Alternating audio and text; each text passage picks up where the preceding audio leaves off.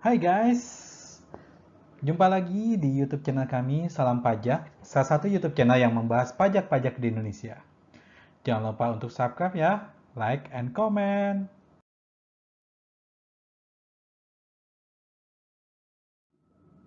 Kali ini kita akan membahas perpajakan pada usaha jasa konstruksi untuk bagian kedua.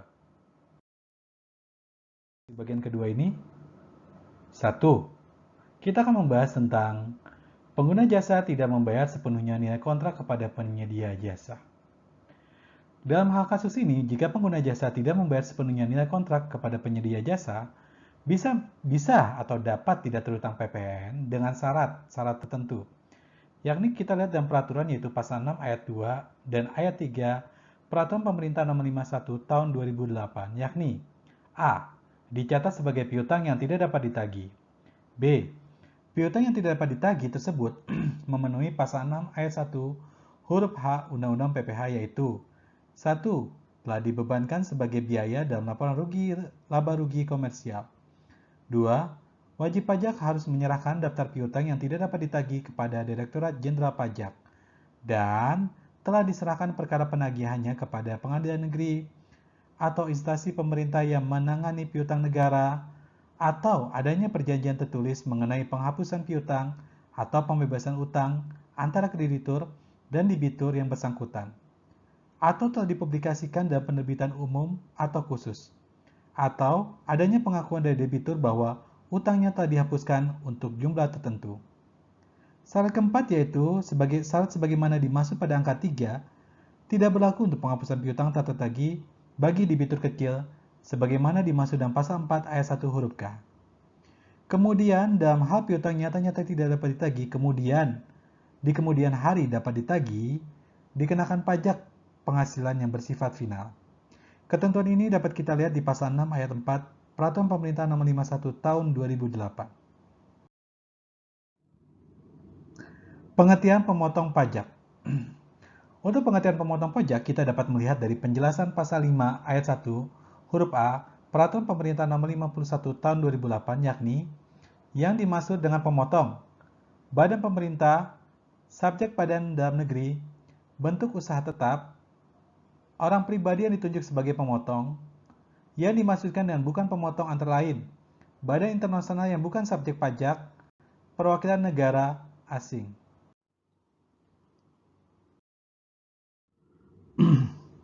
Orang pribadi yang ditunjuk sebagai pemotong dengan SK penunjukan oleh Kepala Kantor Pelayanan Pajak. Dalam hal ini peraturannya bisa kita lihat dari PP Pasal 23 atas sewa, Cap 50 /PJ tahun 1994 JO SE 08 PJ.4 tahun 1995, PP Pasal 4 ayat 2 atas penghasilan persewaan tanah dan atau bangunan. Peraturannya itu Cap 50 PJ tahun 1996, PPh Pasal 26 atas penghasilan penjualan atau pengalihan harta di Indonesia. Selain Per 52 PJ tahun 2009, selain itu diatur dalam Pasal 4 ayat 2. Orang pribadi yang ditunjuk sebagai pemotong dengan SK penunjukan oleh KPP terdiri dari dua kelompok.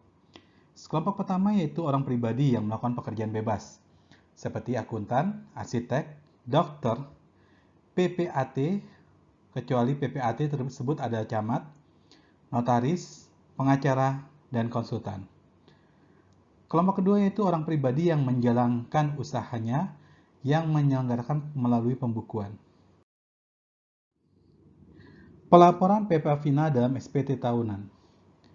Pelaporan PPh final dalam SPT tahunan diisi dalam pilar 4, formulir 1771 bagian 4, 1771 bagian nomor 4 bagian A angka 8. Nah, jumlah ini dipindahkan ke formulir induk 1771:F angka 15 huruf A. Pajak yang terhutang di luar negeri atas penghasilan dari luar negeri yang diterima oleh penyedia jasa dapat dikreditkan terhadap pajak terhutang berdasarkan ketentuan Undang-Undang PPH. Ini dapat kita lihat di pasal 7 ayat 1 Peraturan Pemerintah Nomor 51 Tahun 2008. Interpretasi yaitu pajak yang dibayarkan di luar negeri atas penghasilan dari proyek jasa konstruksi yang dikerjakan di luar negeri tidak bersifat final. Nah, ini adalah contoh pengkreditan pajak yang terutang di luar negeri atas penghasilan konsumsi dari luar negeri.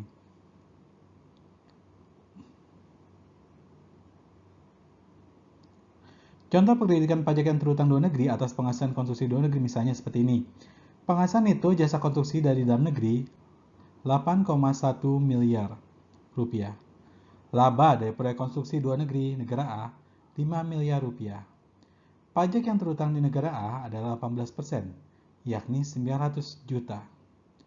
Perhitungan kredit pajak negeri atau KPLN yaitu penghasilan itu dalam negeri dengan tarif umum 0. Laba di negara A adalah 5 miliar. Jumlah penghasilan itu yang terkena tarif umum ada 5 miliar. PPh terutang dan tarif umum misal pasal 17 yaitu 25% sebesar 1 juta 1,1 miliar rupiah. Batas maksimum kredit pajak luar negeri adalah 5 miliar dibagi 5 miliar kali 1,1 miliar sama dengan 1,1 miliar rupiah. Kredit pajak luar negeri negara A adalah 900 juta. Nah, pajak yang harus dibayar di Indonesia yaitu 200 juta.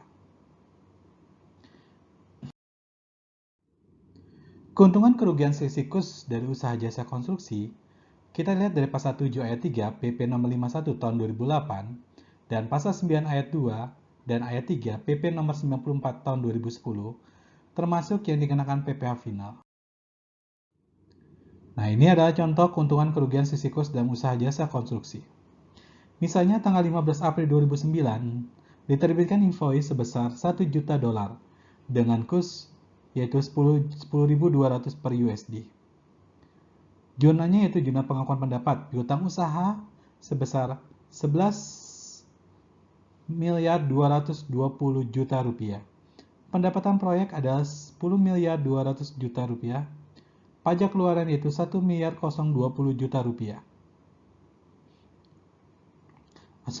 Jumlah penerimaan piutang adalah tanggal 15 Mei diterima pembayaran dengan kurs sebesar 10.500 per USD. Jumlah penerimaan piutang adalah bank semula dalam USD yaitu sebesar 11 miliar 235 ribu rupiah. PPh final 3% sebesar 315 juta rupiah. Piutang usaha adalah 11 juta 220 juta rupiah. 11 miliar 220 juta rupiah. Keuntungan Sisikus adalah 330 juta rupiah. Tidak perlu didapatkan sebagai penghasilan dikenakan PPh tidak final. Nah, keuntungan kos ini dalam